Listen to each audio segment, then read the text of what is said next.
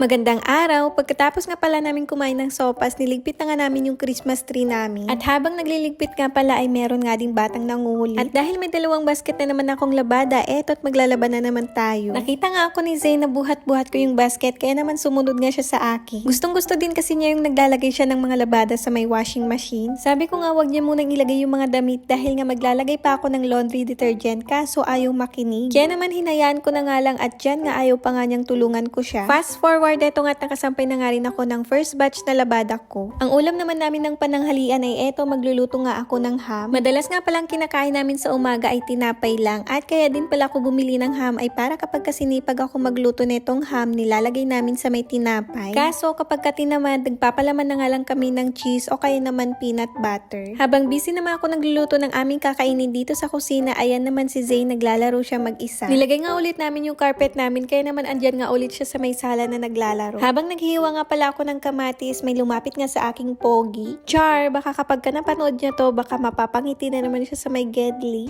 Akala ko nga dyan kinikiss niya yung ulo ko, yun pala inaamoy niya lang pala. Tapos, sabay tanong nang naligo ka ba? Sabi ko naman, wow paamoy nga ng ulo mo. At eto naman yung sinabi niya.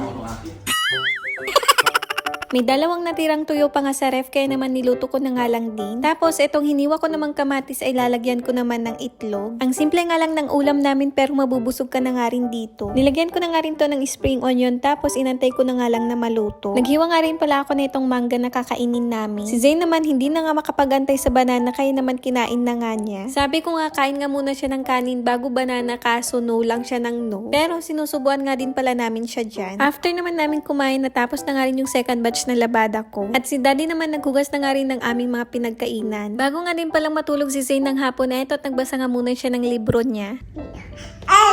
Very good. Next letter? F. F na.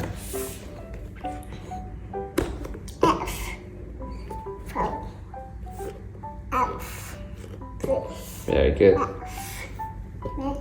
Flamingo. Grapefruit. Gift. G, girl. Girl. House.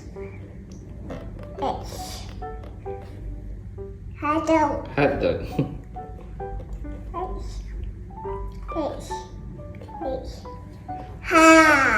Very good. Hot. Pagkagising nga pala namin ng hapon, ako yung unang bumangon. Tapos lumapit nga itong asawa ko na umiiyak. Akala ko naman true, parang ewan eh. Yun pala, naglagay pala siya ng eye drop sa mata niya. Nagpunta nga rin pala kami ng kalba para nga palaruin si Zane. Pero sa mga ganitong palaruan, syempre dapat pati parents ay nag-e-enjoy din. Hindi lang dapat bata, diba? Nakakawala din kasi ng stress yung mag-slide ka sa mataas tapos paikot-ikot. Grabe nga yung tawa ko dyan dahil sobrang nag-e-enjoy ako. At eto pa nga yung isa, mapapasigaw ka talaga ng woo!